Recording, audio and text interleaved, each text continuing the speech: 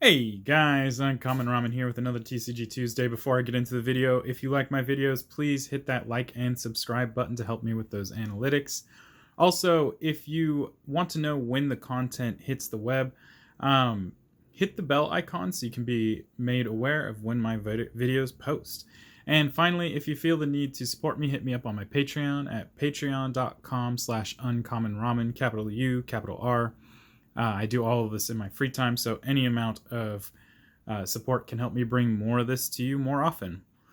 All right, without further ado, we're going to take a look at a simic build that I just recently did. It's the only simic build I've done at all.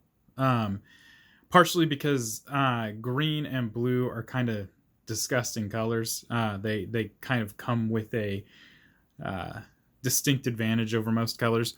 And you can argue that as much as you want. It's the truth. Just look at the stats. Anyway, so we're going to be doing a deck tech for Ivy Gleeful Spellthief. This is the first time where I saw a Simic Commander that really spoke to me, and so I felt like I had to build this deck. Ivy Gleeful Spellthief is 1 green and 1 blue for a 2/1 flying. Whenever a player casts a spell that targets only a single creature other than Ivy Gleeful Spellthief, you may copy that spell. The copy targets Ivy. So this is really cool. I love the fact that it's you may. That means if your opponent's cast like a Terminate, you do not have to copy it. Or for that matter, any real single target destruction. So just a really cool card. We are going to be banking off of commander damage with this deck, and we are going to be loading it down with a ton of single target spells, and we'll go into that right now. All right, starting with the creatures. The creatures in here all have a really interesting functionality, and there are quite a few things in here where if they become targeted, we get some sort of benefit. So what we're trying to do is maximize targeting effects. So we have, first off, Artisan of Forms. This is 1 and a blue for a 1/1. It has Heroic. Whenever you cast a spell that targets Artisan of Forms, you may have Artisan of Forms become a copy of target creature and gain this ability. So this is really cool. If you have Mirror Box in play, you can use this to copy Ivy so that you can have 2 copies of Ivy sitting on the table doing work. Otherwise, this is a really great way to copy some really big creatures or big problems on your opponent's side. Either way, very cool card. Ivy wants to see you targeting things other than herself. So every time you target Artisan of Forms, you're going to create a copy of whatever spell you're targeting and target Ivy with it as well. Just a really good synergy for this deck. Next up, we have Auspicious Starix. This is 4 and a green for a 6/6 mutate, 5 and a green. Whenever this creature mutates, exile cards from the top of your library until you exile X permanent cards, where X is the number of times this creature has mutated. Put those permanent cards onto the battlefield. So this is in here for the mutate. This is a spell targeting a creature, a single targeting a creature, so this would get copied by Ivy Gleeful Spellthief's ability. Next up, we have Cold-Eyed Selkie. This is 1 and 2 hybrid green-blue mana for a 1/1 Island Walk. Whenever Cold-Eyed Selkie deals combat damage to a player, you may draw that many cards. So this one's in here for pretty much the same reason that we want to target Ivy. We want to throw a bunch of things on here to buff this and swing in using Island Walk and hopefully get in without being blocked and deal a lot of damage and draw a lot of cards.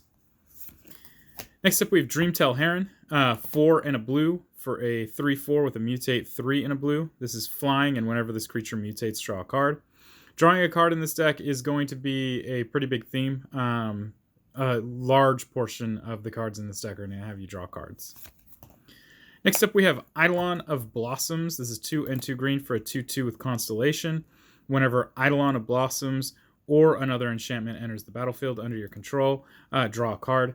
There's going to be quite a few enchantments, not to mention enchantment creatures. So this is going to see quite a bit of value. Next up, we have Gemraiser. 3 and a green for a 4/4 with mutate, 1 and 2 green. It has reach and trample. Whenever this creature mutates, destroy target artifact or enchantment an opponent controls. Great way to spot remove those pesky artifacts or enchantments. Next up, we have Glowstone Recluse, 2 and a green for a 2/3, mutate 3 and a green, reach. Whenever this creature mutates, put 2+1/+1 counters on it. This card can get really out of hand very quickly, so super good card in here. Next up, we have Gnarlback Rhino, 2 and 2 green for a 4/4 trample. Whenever you cast a spell that targets Gnarlback Rhino, you get to draw a card. Again, just maximizing on targeting other things and getting benefits from doing so.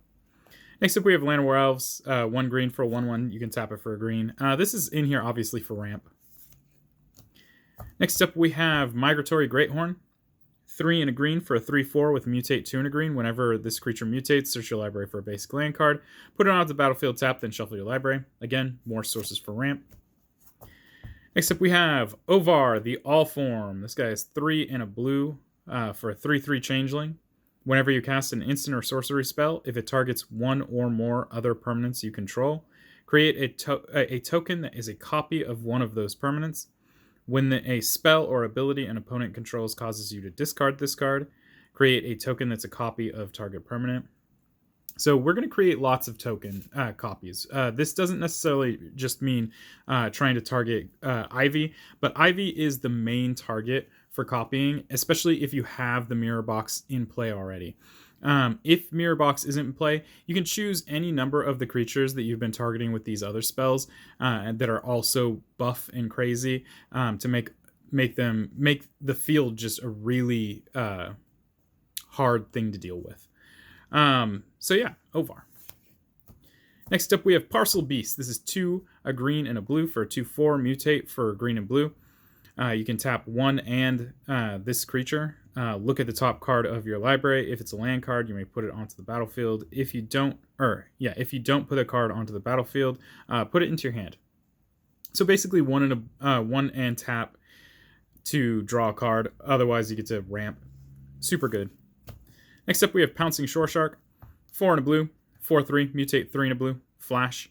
When this creature mutates, you may return target creature an opponent controls to its owner's hand. A little bit of control just to make sure that we can get through whenever we want to get through.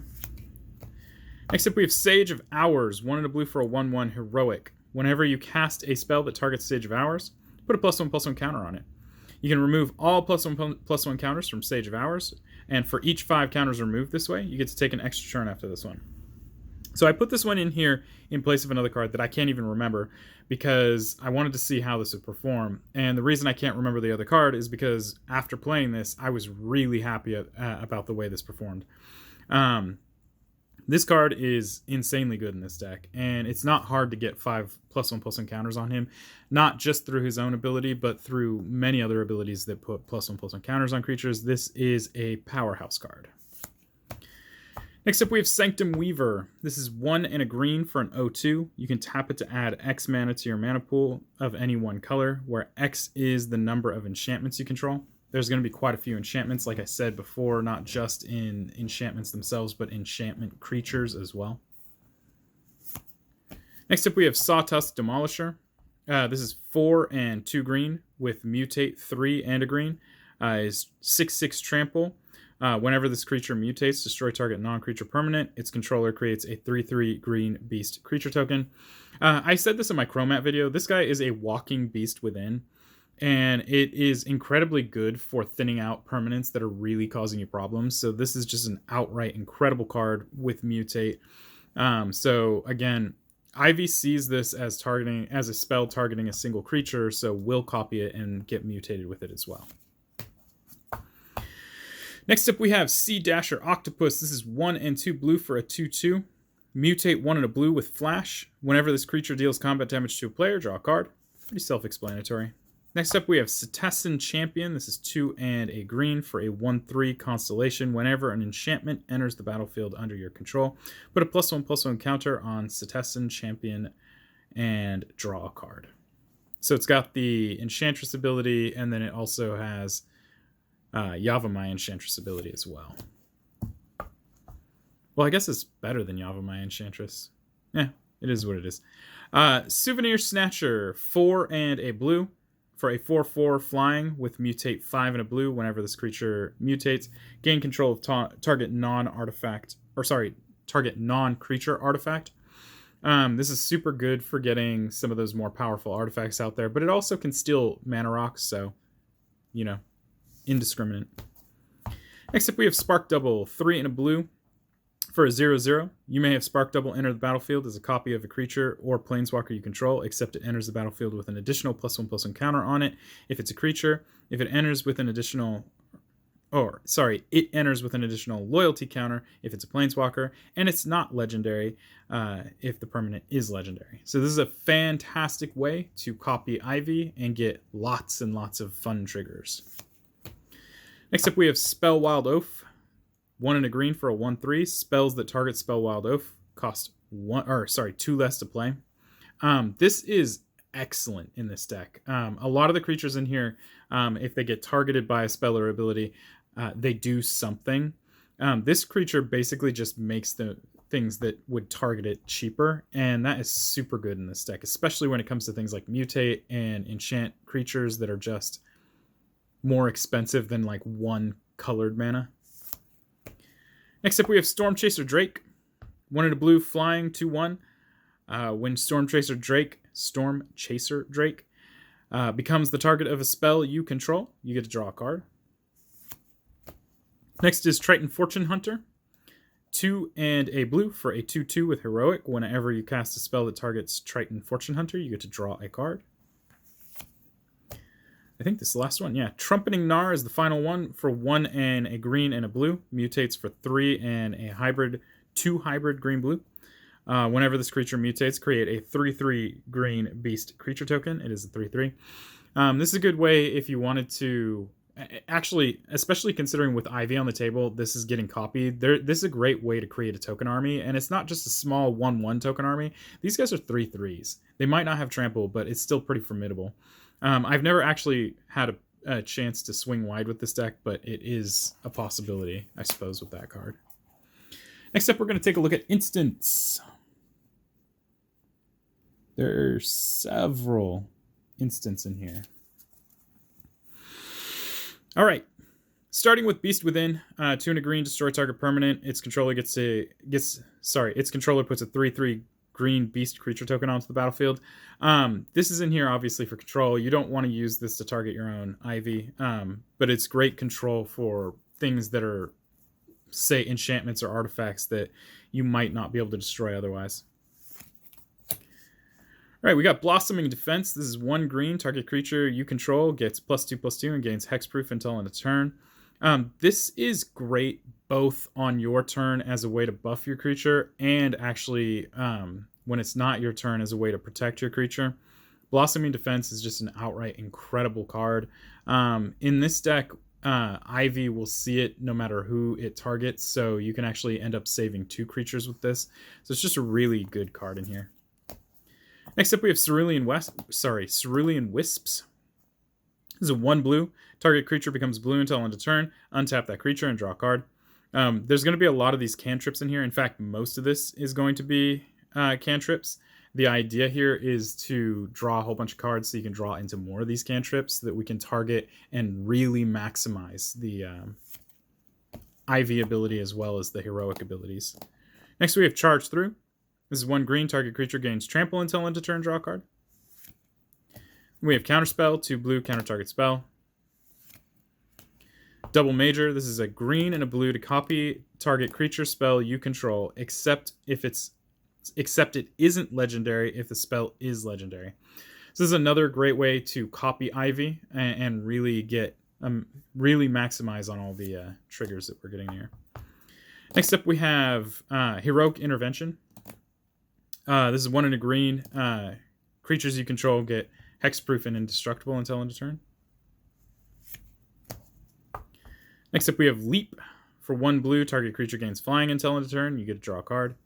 Obviously, Ivy already has flying, but this is a great way to get some of your other creatures to have flying as well, especially considering everything else is going to get as big as Ivy.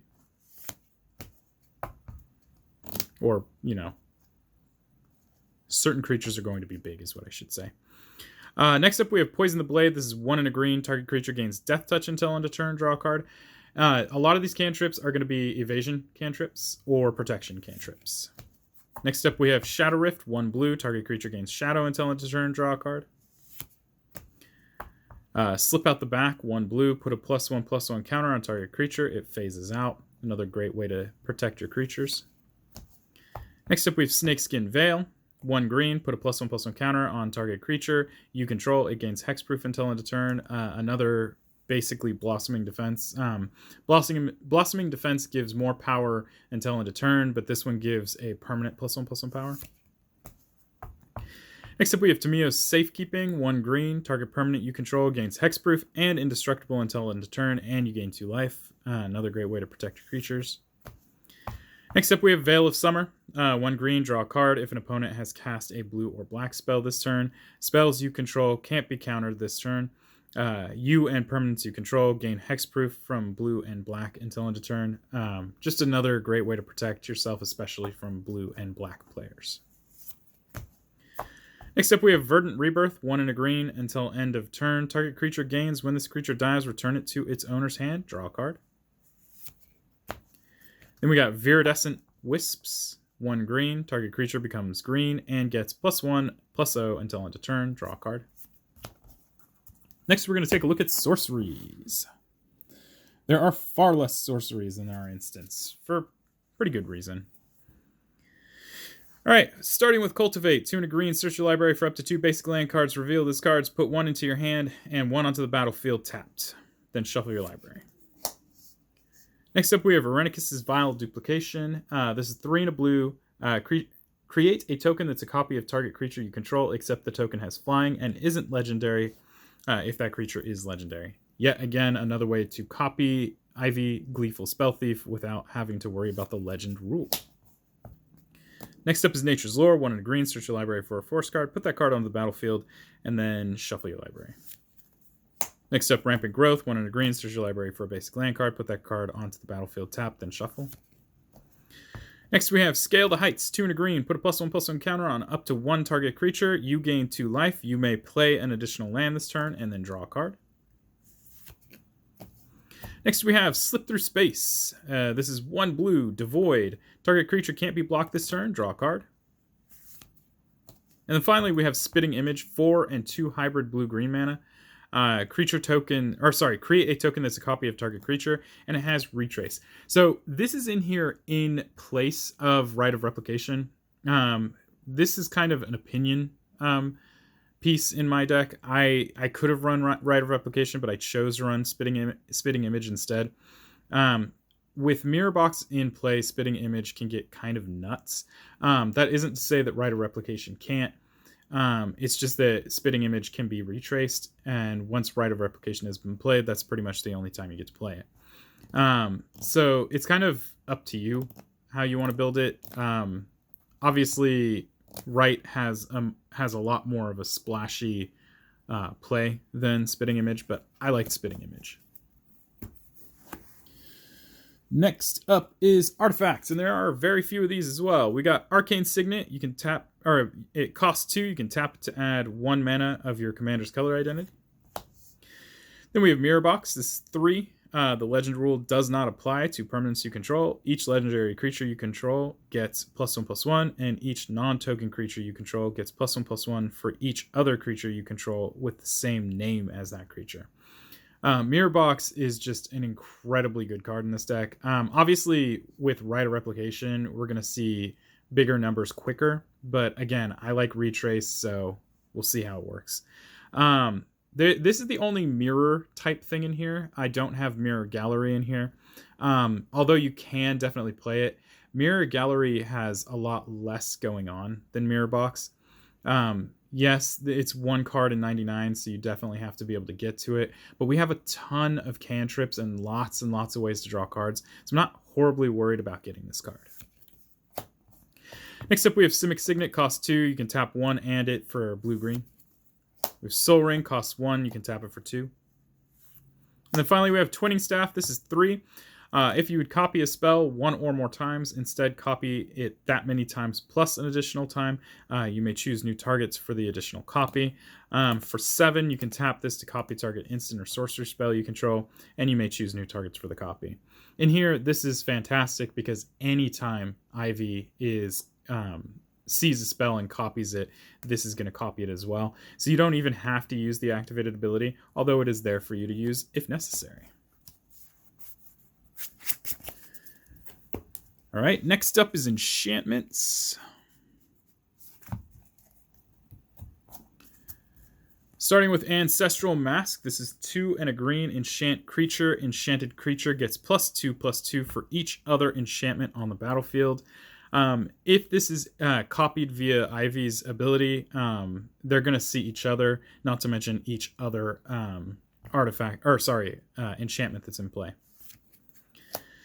We have Aqueous Form, 1 blue, enchant creature. Enchanted creature can't be blocked. Whenever enchanted creature attacks, you get to scry 1.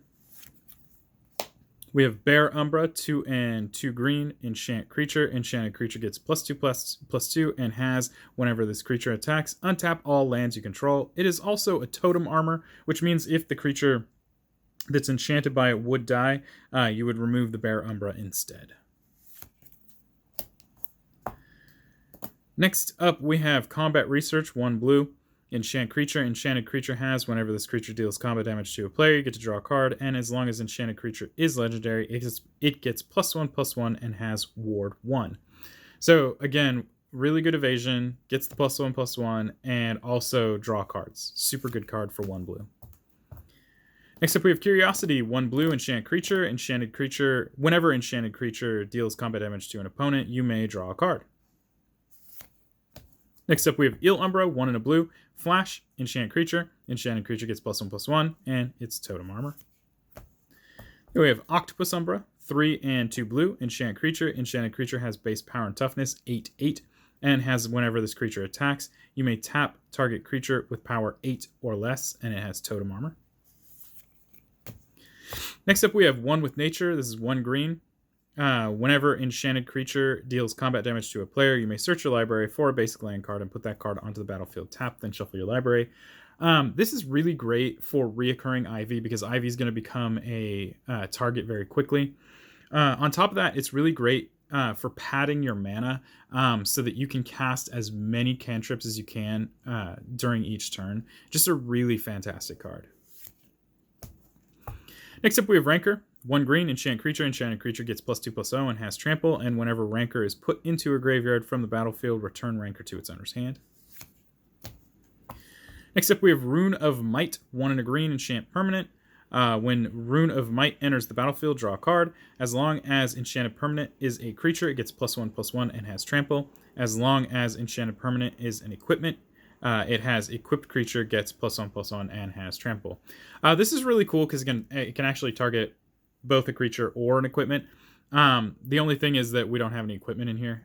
So while it does have the idea of a Voltron type deck, it's a very strange Voltron type deck.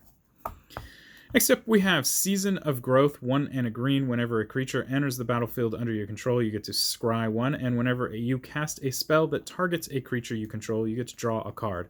So no matter what happens when this card is in play, you are either going to scry or draw, and there's just literally no downside to that in this deck. Next up, we have Shielding Plaques, 2 and a hybrid green-blue. Enchant creature. When Shielding Plaques enters the battlefield, draw a card. Enchanted creature can't be the target of spells or abilities your opponents control, so basically gives them hexproof. You can't argue with it. For 2 and a green/blue, having hexproof is super good. Next up, we have Sixth Sense. 1 green, enchant creature. Enchanted creature has, whenever this creature deals combat damage to a player, you may draw a card. This is the same thing as Curiosity, except in green. And it is actually a very good reason why green has such a distinct advantage, because green has the abilities of all the other colors. In this case, it has a on combat damage, draw a card, which is typically a blue type ability. Next up, we have Snake Umbra, 2 and a green, enchant creature. Enchanted creature gets +1/+1, and has whenever this creature deals combat damage to a player, you may draw. Sorry, to an opponent, you may draw a card. It has totem armor, so very good card. And then finally, we have Vesuvan Duplimancy in here, 3 and a blue. Whenever you cast a spell that targets only a single artifact or creature you control, create a token that's a copy of that artifact or creature, except it is not legendary. So this is obviously the best way to continuously copy Ivy, although, you know, not like the other ones aren't good. Next up is non-basic lands. We do not have any planeswalkers in this deck. It just really doesn't need any. I'm going to start with Bark Channel Pathway. This turns into,